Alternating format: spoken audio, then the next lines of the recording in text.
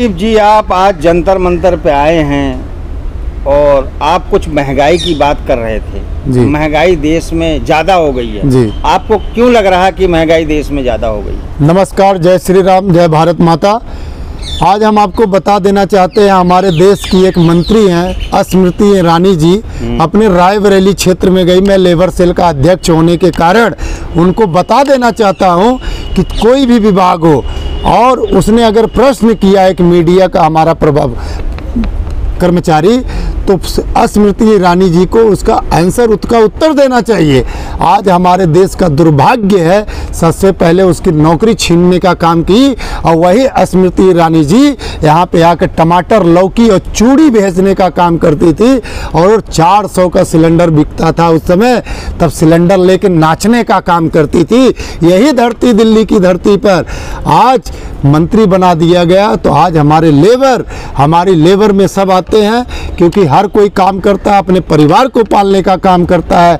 अब महंगाई की बात कर रहे हैं, आज सिलेंडर 1200 रुपया का हो गया है, आज पेट्रोल 100 के ऊपर हो गया है, डीजल 90 रुपया 195 95 हो रहा है। सीएनजी की अभी हमने देखा कि 40 रुपये किलो निकल रहा था। जब गाड़ियां आनी चालू हुई, इनको केवल उद्योगपतियों को आगे बढ़ाने का काम करना है। पहले जनता को लालच दिए कि डीजल और पेट्रोल से सीएनजी सस्ता है, 40 रुपया किलो बिकता था, लेकिन आज वही सीएनजी 97, 90, 85 हर राज्यों में अलग अलग रेटों के माध्यम से बेचा जा रहा है। सरकार इलेक्ट्रिक गाड़ियां ला रही है। आप बता रहे हैं, अगर इलेक्ट्रिक गाड़ियां बेच रही हैं तो ये भी उद्योगपतियों का, ये जो वर्कर्स बनाए जा रहे हैं, गाड़ियां बनाए जा रहे हैं, उसको बेचने का काम कर रही है। अभी अगर 3 यूनिट बिजली का दिया जाता था, अब 6 यूनिट, 7 यूनिट, 8 यूनिट हो गया। आप गाड़ियां आने दो। मैं अभी पंडित धीरेन्द्र शर्मा शास्त्री भविष्यवाणी करते हैं ना, मैं भविष्यवाणी कर दे रहा हूँ, काट देंगे तो बताएं। मैं बता देना चाहता हूँ कि बिजली का भी रेट आप देखिएगा पेट्रोल के रेट के बराबर कर देंगे। अच्छा जी। नहीं, लोगों की कमाइयाँ भी तो बड़ी हैं कुलदीप जी। लोग जो है 500 रुपये पहले कमाते थे, आज उसको वो 1500 रुपये कमा रहे हैं, तो महंगाई कहाँ से बढ़ी? बहुत बढ़िया प्रश्न है आपका सर। आपने कहा कि लोग अगर पहले 5000 कमाते थे तो आज 15000 कमा रहे हैं। तो मैं आपको बता देना चाहता हूं कि पहले 2 रुपया किलो आलू बिकता था, आज 40 रुपये किलो आलू बिकता है। और आप बता रहे हैं कमाई का, आज हमारे देश की जो बीकॉम, LLB ऐसे किए हुए, मैं लेबर सेल का अध्यक्ष हूँ, मैं पूरे भारत में घूम के देखा हूँ। आज अडानी, अंबानी उद्योगपतियों की कंपनियों में वॉचमैन की ड्यूटी कर रहे हैं, बेरोजगारी कर रहे हैं, एक टाइम का खाना भी उनको अच्छा नहीं मिलता है। और जिस राज्य में गए हैं 5-5 हज़ार, 8-8 हज़ार रुपया, ये किसके हैं? रूम्स जो लेते हैं वो उद्योगपतियों के हैं, ऊर्जावान व्यक्तियों के हैं, वो पैसे वहीं के वहीं रह जाते हैं।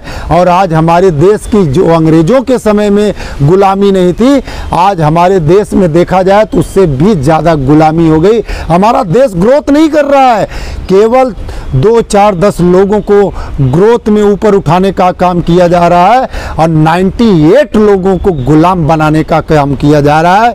ये हमारे देश का दुर्भाग्य है। और जनता केवल इमोशनली होके कुछ भी बोल देती है। मैं देखता रहता हूँ, कई चाहे वो कांग्रेस के हों चाहे बीजेपी के हों, वक्ता जो हैं, एक गूलर, मैं बोलता हूँ गूलर के मच्छर कहूँगा उनको मैं गूलर का मच्छर कहूँगा। फिर एक बार भी रिपीट करता हूँ, गूलर का मच्छर कहूँगा। इसलिए कहूँगा क्योंकि हम किसान के बेटे हैं और हिंदुस्तान की जनता जानती है, एक गूलर अगर गिरेगा ना तो उसमें ढेर सारे मच्छर होते हैं, और वो गूलर में जितना छोटी सी गूलर होता है तो बोलते दुनिया इतनी बड़ी है।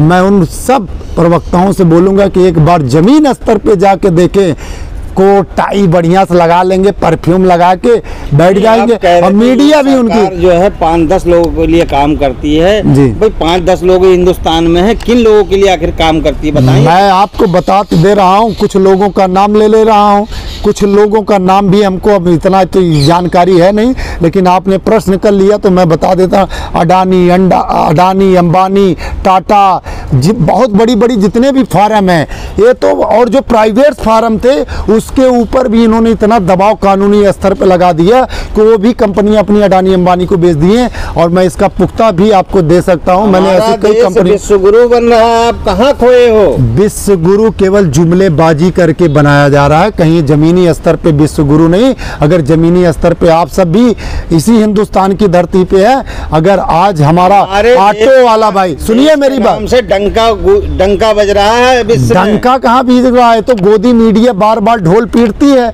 कि मोदी मोदी मोदी मोदी मोदी, और वही मोदी मोदी हम भी सुने और 2 बार उनको प्रधानमंत्री बना दिए। लेकिन अब हमने देश को देखा, देश हमारी कहाँ जा रही, देश तो हमारा बेड़ा गर्क हो गया। हमारे देश में 14 पहले प्रधानमंत्री रह चुके और तब इतना कर्जा हमारे देश में नहीं था। आज हमारे देश का कर्जा कितना ज़्यादा हो गया आपको मैं बता नहीं सकता हूँ। और ये भी आपको बता देना चाहता हूँ कि हमारे देश के प्रधानमंत्री सभी राष्ट्रीय संपत्ति को प्राइवेट हाथों में बेचने का काम किया है, तब भी हमारे देश की आर्थिक व्यवस्था को संभाल नहीं पाए। और मैं क्या क्या आपको गिनती गिनाऊं, बहुत सारा काम है। मेरे भारत के जो आप दर्शक सुन रहे हैं वो हर राज्य में उनके परिवार के कहीं ना कहीं नौकरी करते हैं और ज़मीनी स्तर पे रहते हैं, देखते हैं। लेकिन मेरा हाथ जोड़ के सबसे निवेदन है कि सरकार चाहे कोई भी हो, यहाँ पे गंगा पुत्र भीष्म पितामह महा जो अवतारी थे उनका भी नाश हुआ था। तो आज एक प्रधानमंत्री मोदी पे इतना इमोशनल होकर वोट या 2024 में ना देने का काम करें। और आपको बता देना चाहते हैं, सच्चाई को साथ लें और जो सच्चा व्यक्ति है उसको आगे बढ़ाने का काम करें और किसी पार्टी विशेष पे ना जाएं। आप सरकार का विरोध कर रहे हैं, लगता है आपके खाते में 15 लाख रुपए नहीं आए हैं, इसीलिए आप उनका विरोध कर रहे हैं। देखिए, मैंने आपको बताया कि मैं उनकी सनातन सोच पे और हिंदुस्तान की विकास पे हमने वोट किया। हमने नहीं, पूरे हिंदुस्तान की हिंदू मुस्लिम सिख ईसाई सबने किया। ईश्वर अल्लाह नूर ही पाया, कुदरत के सब बंदे, एक नूर जे सब जगह उपजा, कौन भले सो मंदे।